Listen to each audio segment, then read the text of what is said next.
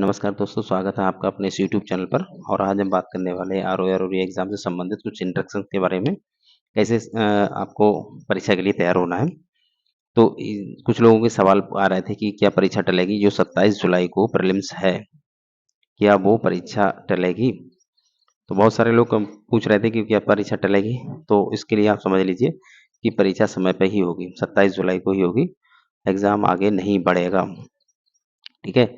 तो परीक्षा समय पे होगी। अब आप मोटा मोटा देख लीजिए, 18 से 20 दिन जो भी बचे हैं, 19 दिन, उसके हिसाब से आप अपना रिवीजन करते रहें। एडमिट कार्ड 10 दिन पहले आ जाएंगे। एडमिट कार्ड 10 दिन पहले आने का मतलब है कि 27 जुलाई को एग्जाम है, तो 10 दिन पहले यानी 17 या 18 तारीख में आपके एडमिट कार्ड जारी हो जाएंगे। और एडमिट कार्ड जारी होगा तो उसमें आपको सेंटर के बारे में जानकारी मिलेगी। देखिए, पिछली बार सेंटर जो है अपने मंडल में ही था, अपने जिले को छोड़कर अपने मंडल में ही सेंटर बनाया गया था। लेकिन इस बार उम्मीद है कि पीसीएस प्रीलिम्स 2024 की जो परीक्षा हुई थी, उसी की तरह आपको सेंटर यहाँ पे बनाए जाएं। उसी की तरह सेंटर बनाने का मतलब है कि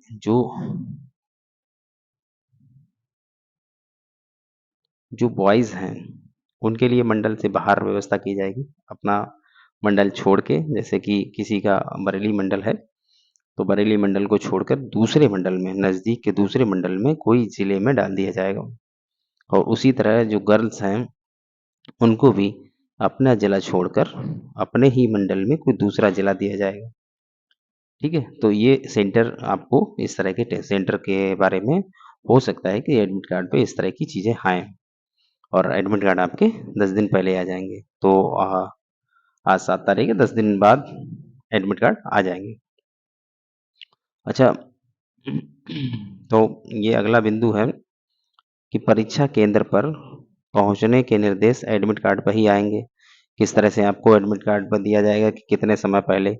जैसे कि अभी पीसीएस मेंस जो हुआ था, उसमें 45 मिनट पूर्व एंट्री बंद कर दी गई थी। जैसे कि पेपर 9 से 12 था, 9 बजे से 12 बजे तक था, तो 9 बजे की जगह आपका जो है सेंटर 8:15 पे ही एंट्री बंद कर रहे थे।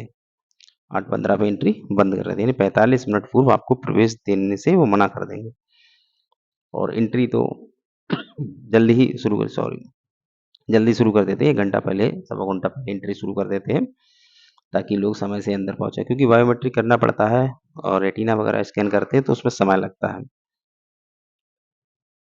अगला है कि प्रश्न पत्र में जीएस और हिंदी 200 प्रश्न पहली बार आने वाले हैं, तो आप अपना अभ्यास उसी के अनुसार करते रहें। जो भी टेस्ट सीरीज लगा रहे हैं, आप 200 प्रश्न वाली ही टेस्ट सीरीज लगाएं। अब ये 200 वाले में बात ये बनती है कि जीएस और हिंदी जब दोनों आता है, तो पहले क्या करें, जीएस करें या पहले हिंदी करें। तो पहले जीएस पे फोकस करें। जब प्रश्न पत्र आपके पास आएगा, आप अपने हाथ में देखेंगे प्रश्न पत्र, जब खोलेंगे तो पहले जीएस के पोर्शन को हल करेंगे, फिर हिंदी के पोर्शन को हल करेंगे। क्योंकि अभी तक जो ट्रेडिशनल तरीका था, पहले शिफ्ट में जीएस फिर दूसरे में हिंदी, तो हमें भी पेपर को वैसे ही करना है। भले ही उन्होंने एक साथ रख दिया हो, लेकिन हम लोग पहले जीएस करेंगे फिर हिंदी करेंगे। और यही होना चाहिए, क्योंकि कभी-कभी क्या होता है कि हिंदी तो ईज़ी है, आई है, ठीक है, भले किसी पेपर में हिंदी ईज़ी आई है और जीएस थोड़ा टफ है। तो उसमें क्या होगा, हिंदी तो आपकी सही हो जाएगी, जीएस में फिर मूड खराब होगा। या फिर जीएस किसी-किसी में टफ आती है, फिर हिंदी ईज़ी आती है।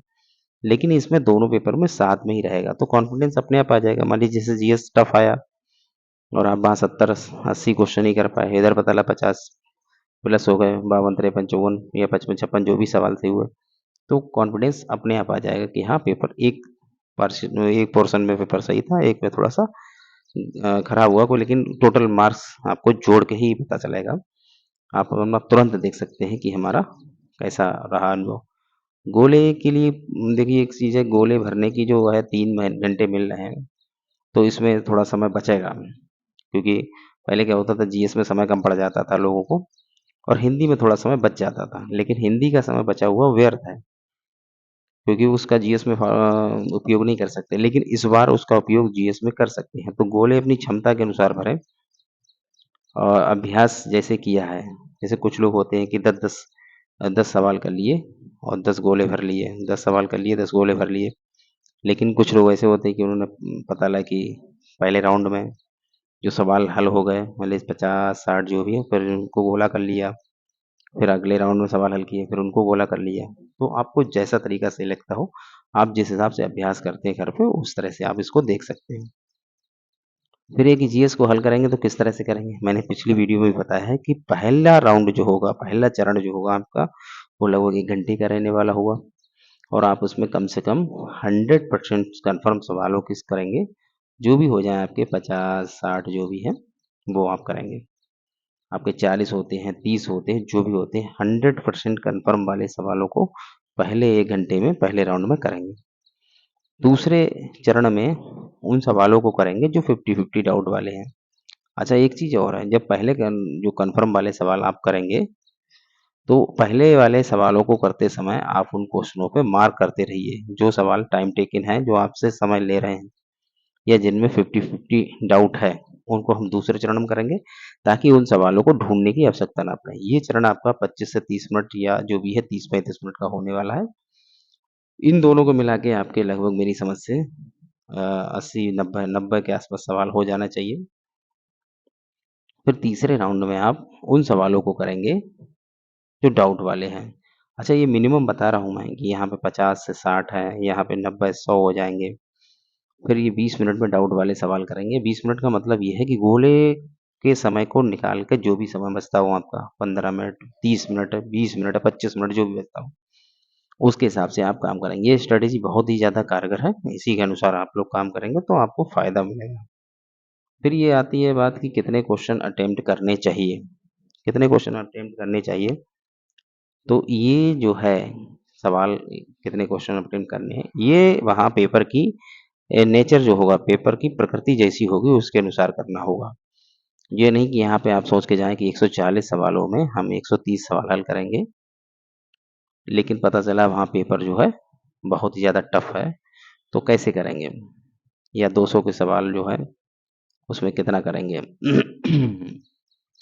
तो जो जीएस की पोर्शन आएगी 140 की, उसमें आप कोशिश करिए कि 120, 115 सवाल आप हल करिए, अटेम्प्ट करिए। 120 तो करने ही करने हैं। लेकिन हाँ, पेपर अगर टफ आता है कि जैसा कि मैंने अपना अनुभव बताता हूँ कि जो पीसीएस प्रीलिम्स का जो पेपर था, पीसीएस प्रीलिम्स का जो पेपर था 2024 वाला, तो मैं घर पे प्रैक्टिस करके जाता था काफ़ी क्वेश्चनों की 130, 135, 136 जो भी होता था टेस्ट सीरीज में। और जब मैं एग्ज़ाम हॉल में पहुँचा, तो मैंने देखा पेपर का लेवल अच्छा है। तो मैंने वहाँ पे अपने अटेम्प्ट करने की जो संख्या थी थोड़ा-सा कम करी। लेकिन अगर उसी हिसाब से जाता तो उसमें दिक्कत होती है क्योंकि क्वेश्चन गलत होते तो खराब होता वहाँ पे।